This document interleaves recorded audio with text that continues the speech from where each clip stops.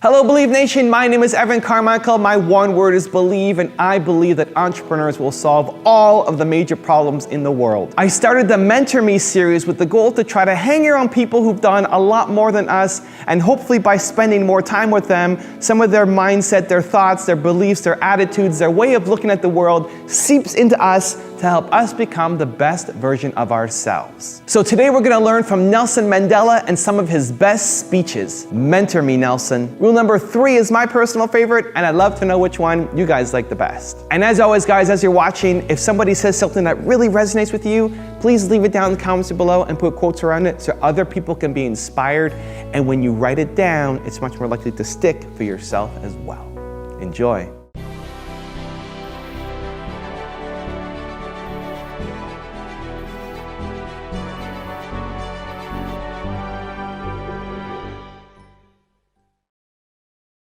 I have fought very firmly against white domination. I have fought very firmly against black domination. I cherish the ideal of a new South Africa where all South Africans are equal. For anybody who changes his principles depending on whom he is dealing, that is not a man who can lead a nation.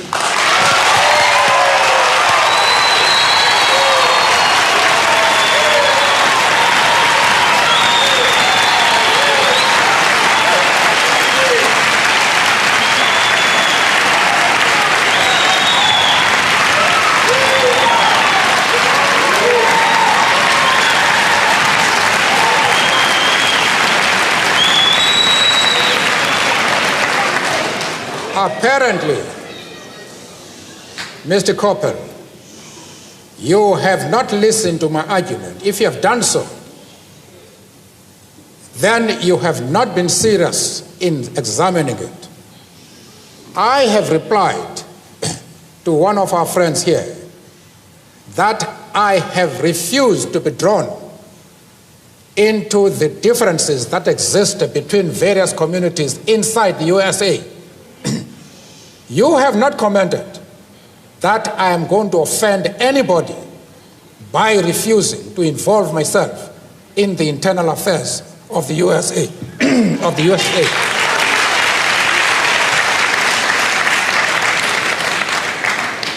Why are you so keen that I should involve myself in the internal affairs of Cuba and Libya? No. I expect you to be consistent.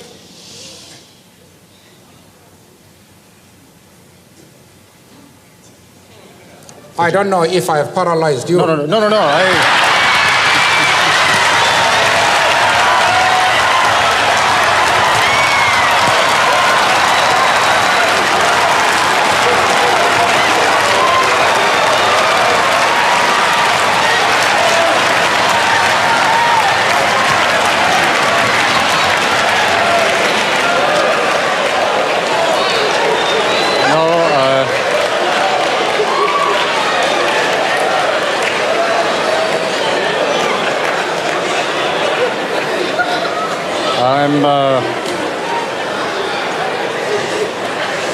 I'm afraid, Mr. Mandela, that paralysis does not set in quite that easily in my case.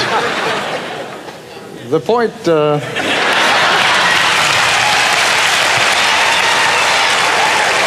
When I phoned someplace in my country and a lady answered the telephone,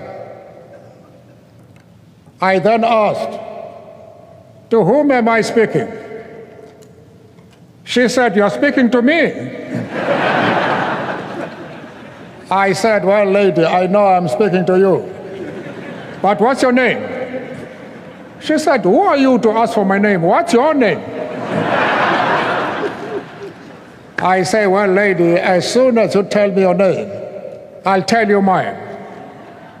But as we argued as to who should tell his or her name, she became very cross.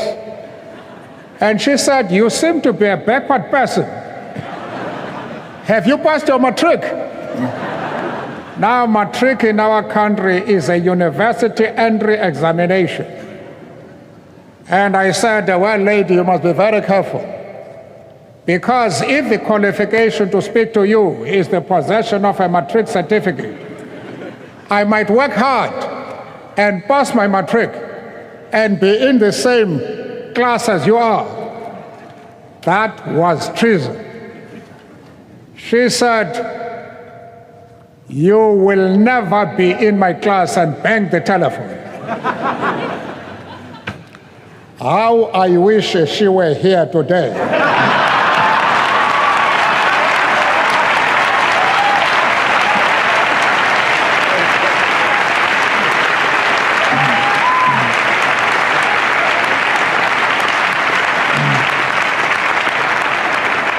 She would now discover that I have achieved more than pass my matric. The very right to be human is denied every day to hundreds of millions of people as a result of poverty and the unavailability of basic necessities such as food, jobs, water and shelter, education, health care, and a healthy environment. As I sit in Kuno, my village, and grow as ancient as its hills, I will continue to entertain the hope that there has emerged a cadre of leaders in my own country and region, on my continent, and in the world, which will not allow that any should be denied their freedom, as we were, that any should be turned into refugees, as we were, that any should be condemned to go hungry, as we were, that any should be stripped of their human dignity, as we were. The time for the healing of the wounds has come. The moment to bridge the chasms that divide us has come. The time to build is upon us. We have at last achieved our political emancipation. We pledge ourselves to liberate all our people from the continuing bondage of poverty, deprivation, suffering, gender, and other discrimination. We commit ourselves to the construction of a complete, just, and lasting peace. We understand it still that there is no easy road to freedom. We know it well that none of us acting alone can achieve success. We must therefore act together as a united people for national reconciliation, for nation building, for the birth of a new world. Let there be justice for all. Let there be peace for all. The sun shall never set on so glorious a human achievement. Let freedom reign. Then you were convicted in 1964 for conspiracy against the state. And when you pleaded, you said that I am willing to die for this cause. This is a very tough thing to say. Yes, I had to say that, not from a spirit of bravado, but because I genuinely felt that they were going to hang us. And it is the desire of every freedom fighter to disappear under a cloud of glory rather than that of shame. It is the task of a freedom fighter, when you see that the end of your days has come, to live a tradition of bravery, determination to face even death for your principles. And I thought about it.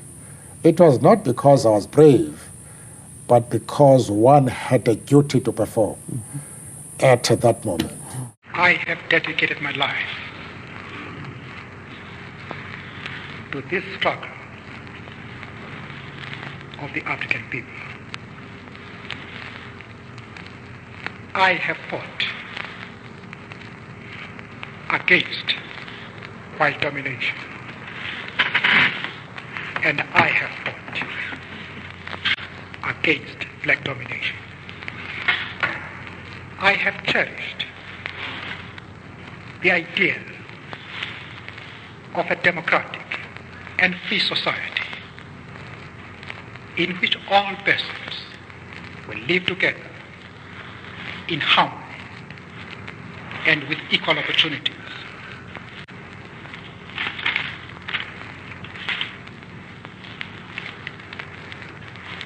It is an idea for which I hope to live for